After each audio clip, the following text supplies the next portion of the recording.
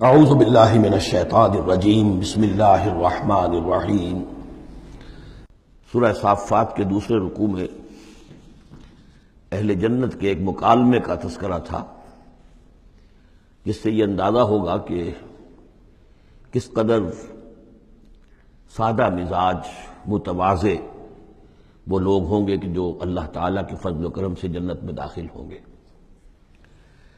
قال قائل منہم، ان میں سے ایک کہے گا کہنے والا، انی کان لی قرین، یہ اہل جنت ہیں، آپس میں گفتگو کر رہے ہیں، میرا ایک ساتھی تھا، دوست تھا، یقول انک لمن المصدقین، مصدقین، وہ مجھ سے کہا کرتا تھا کہ تمہیں کیا ہو گیا ہے، تم رسول کی تصدیق کر رہے ہو،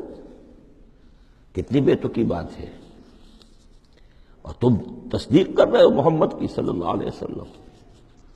اذا متنا وکلنا ترابا وعظاما انا لمدینون،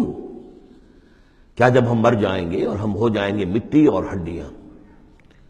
ہڈیاں بھی گڑی سلی ہوں گی اور سڑی گلی ہوں گی، اور یہ کہ مٹی، باقی جسم تو مٹی بن چکا ہوگا، تو کیا پھر ہمیں کوئی جزا ملے گی، بدلہ ملے گا؟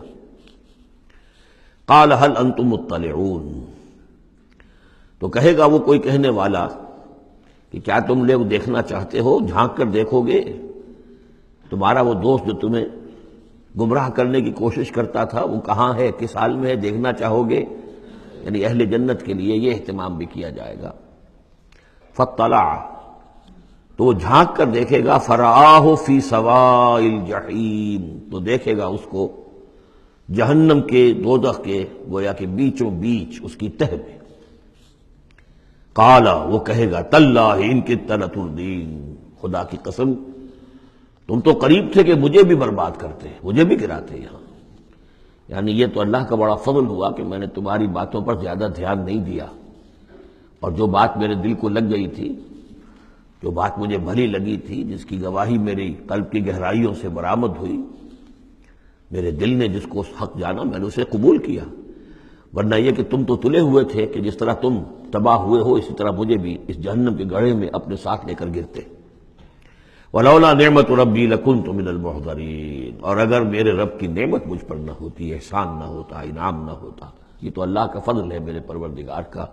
تو میں بھی ہو جاتا انہی لوگوں میں سے جو یہاں پکڑے ہوئے آئے ہیں گرفتار ہو کر اور اس جہنم کے حوالے کر دیے گئے۔ افما نحن بمیتین، اب یہ آپس میں گفتگو کر رہے ہیں جنت والے، تو کیا اب ہمیں مرنا تو نہیں ہے، کیا اب ہمیں نہیں مرنا ہے، یعنی اب جنت میں آ کر تو ہم یہاں مستقل رہیں گے نا؟ وہ میں کہہ رہا تھا آپ سے کہ کس کو سادہ مزاج کے لوگ ہوں گے، اور ان کے اندر کوئی تعلی نہیں ہوگی کہ ہم نے تو بڑی محنت سے جنت کمائی ہے، اب تو یہاں ٹھسے سے ہم رہیں گے اور ہمیشہ ہمیش رہیں گے۔ ان کے دلوں کی کیفیت اب بھی یہ ہے،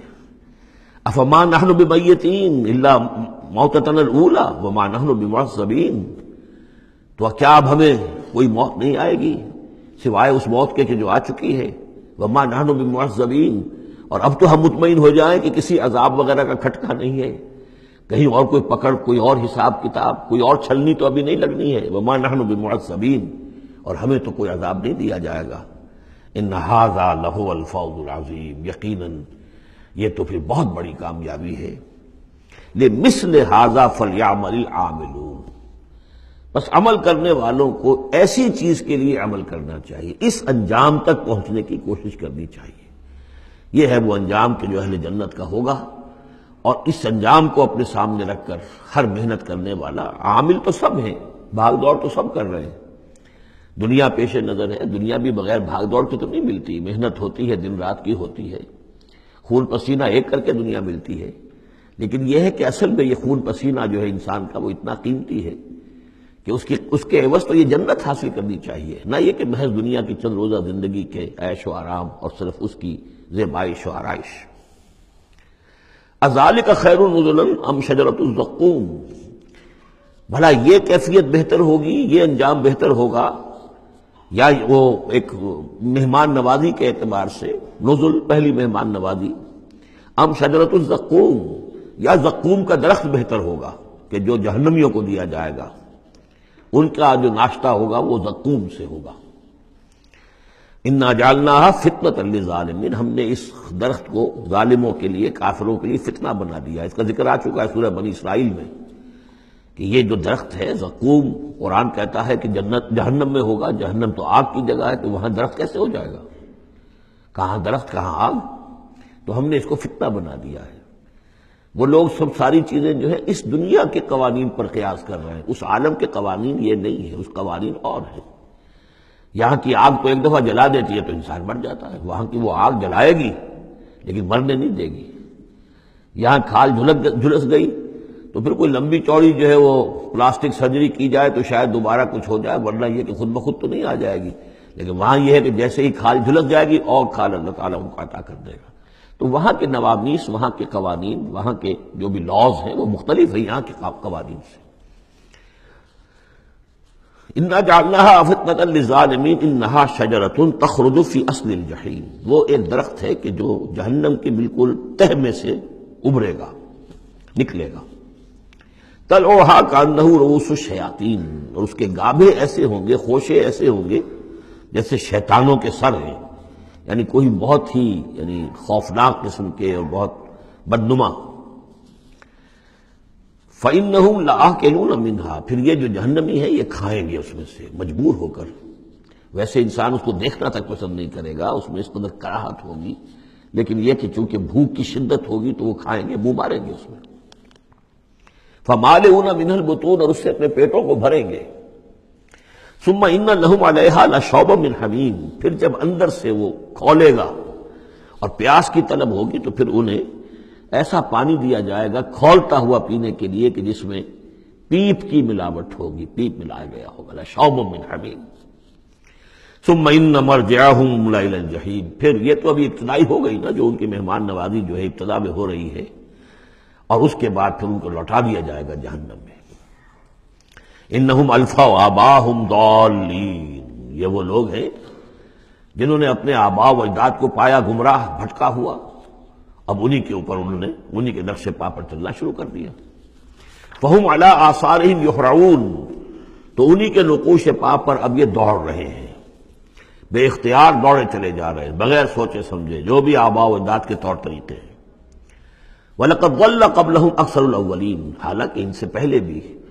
جو پہلے لوگ تھے ان کی اکثریت بھی گمراہ تھی، وہ تو ہم دیکھ چکے ہیں۔ ان تُطِعْ أَكْثَرَ مَنْ فِي الْأَرْضِ يُضِلُّوكَ عَنْ سَبِيلِ اللَّهِ، یہ ہم آیت پڑھ چکے ہیں۔ اگر تم زمین میں بسنے والوں کی اکثریت کی پیروی کرو گے تو وہ تو تمہیں گمراہ کر کے چھوڑے گی۔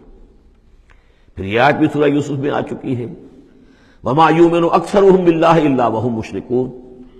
کہ ان کی اکثریت جو ہے اللہ پر ایمان نہیں رکھتی مگر کسی نہ کسی نوع کے شرک کے ساتھ۔ اور شرک یہی ہوتا ہے کہ ایک بڑے اللہ کو مان کر کسی نہ کسی چھوٹے اللہ کو بھی مانا جائے، اور ہوتا یہ ہے کہ وہ چھوٹا خدا جو ہے وہ اعصاب پر سوار ہو جاتا ہے، اور بڑا تو کہتے ہیں وراء الورا وراء الورا، وہ تو ہے بیٹھا ہوا ہے، اسے اس دنیا کی فکر بھی نہیں ہے، کوئی چنتا بھی نہیں ہے، کوئی تشویش بھی نہیں ہے، وہ اپنے اندر مگن ہے۔ مشائین کا فلسفہ یہ ہے جو ارسطو کے پیروکار ہیں، اور ہمارے ہاں اکثر جو متکلمین ہیں وہ سب مشائین ہیں، ارسطو کے پیروکار ہیں اکثر متکلمین۔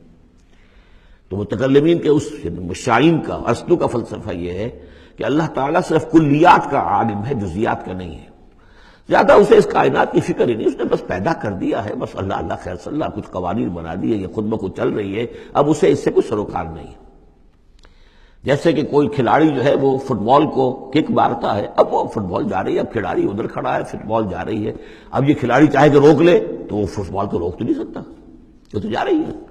وہ تو زمین کی فرکشن ہے، کوئی رکاوٹ ہے، یا اس کی اپنا مومنٹم ختم ہوگا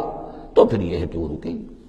تو یہ تصورات بھی اللہ کے بارے میں دنیا میں رہے ہیں، اور بڑے بڑے حکماء کے رہے ہیں، فلاسفہ کے رہے ہیں۔ انسان نے جب اپنے پیمانے ہیں ان پر اللہ کو ناپنا چاہا اور تولنا چاہا تو پھر اسی قسم کی حماقتوں میں انسان مبتلا ہوا۔ وَلَقَدْ ضَلَّ قَبْلَهُمْ أَكْثَرُ الْأَوَّلِينَ، ان سے پہلے بھی جو پہلے تھے، پہلوں کی اکثریت بھی تو گمراہوں پر مشتمل تھی۔ وَلَقَدْ أَرْسَلْنَا فِيهِمْ مُنذِرِينَ، ہم نے ان میں بھی اپنے خبردار کرنے والے بھیجے تھے۔ فَانظُرْ كَيْفَ كَانَ عَاقِبَةُ الْمُنذَرِينَ، تو دیکھ لو کیسا انجام ہوا ان کا جن کو خبردار کر دیا گیا تھا۔ قوم نوح کا کیا انجام ہوا، قوم ہود کا، قوم صالح کا، قوم شعیب کا، اور سدوم اور عمورہ کے شہروں کا، تم دیکھ لو کیا انجام ہوا۔ الا عباد اللہ المخلصین، البتہ ان میں سے جو اللہ کے خاص بندے تھے اللہ نے ان کو بچایا۔ صدق اللہ العظیم۔